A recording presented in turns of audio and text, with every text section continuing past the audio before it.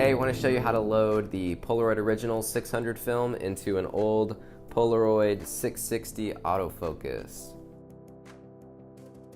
I've already opened this one, but when you get it, there's a little silver strip that you pull off, and then pull out your film.